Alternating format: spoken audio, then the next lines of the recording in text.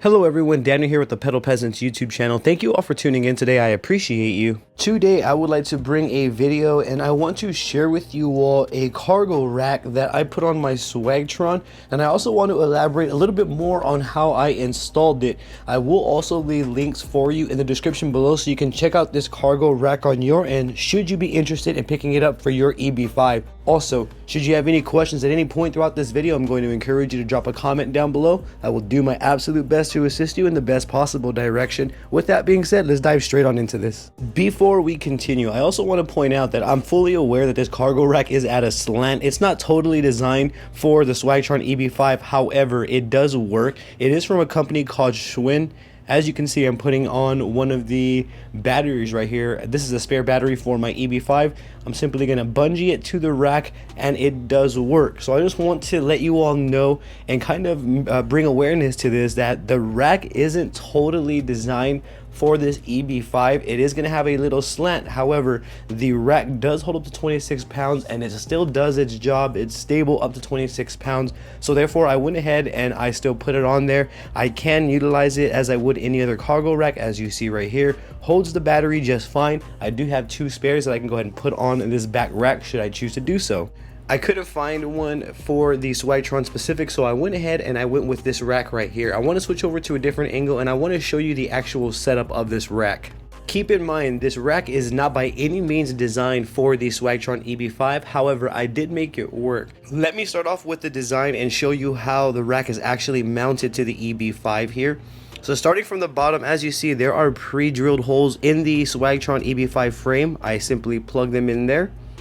These brackets sit on the outer edge of the rack. They came installed on the inner edge. I moved them to the outer edge, and then it's installed to the back of the frame right here. And all of these holes and areas where I'm screwing the bike frame on, screwing the rack onto the bike frame are already installed on the EB5. So if you pick up an EB5 with the replacement battery or with the replaceable battery, you should have these same specs on your end. Taking a different look here from a different angle, you can see at the bottom, again, they are mounted on the outer side of the bike. The bars go up to the outer side of the rack. They did come installed on the inner side, so I unscrewed them, moved them to the outer edge, and installed them to the back of the bike frame right there with the silver bars. Simply tighten everything into play. This is all kind of straightforward, so I figure if I show you the setup here, you can kind of mimic it on your end should you choose to go the route of going with this rack right here.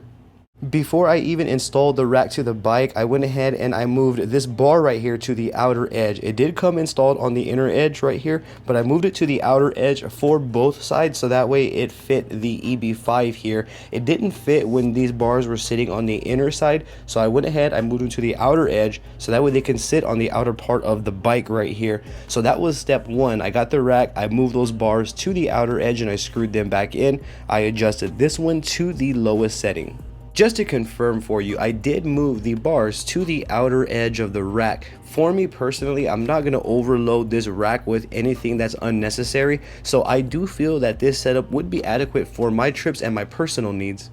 Here is a back view, and you can see that the bars are sitting on the outer edge of the bike, and the bars up top as well are moved to the outer side of the rack. I do feel that that was the ticket to getting this specific Schwinn rack installed on my Swagtron EB5. Granted, I am fully aware that this rack has a tilt due to the specifications as it's not designed for the EB5. However, I did make it work. The rack itself does work. It does carry any cargo that I put on it. Typically, I'll carry maybe some groceries and or maybe a battery or two.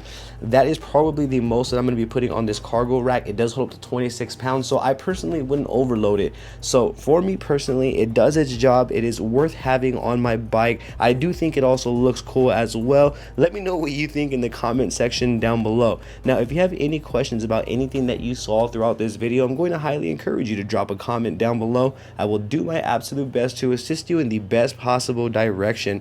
I also have social medias all under the same name as this YouTube channel. I have Facebook, Instagram, Twitter, and TikTok. I would truly appreciate the support on there as well. Don't forget to hit that subscribe button for me and ring that bell as I will be bringing more videos like this for you all. Thank you for tuning in yet again. You have a great day.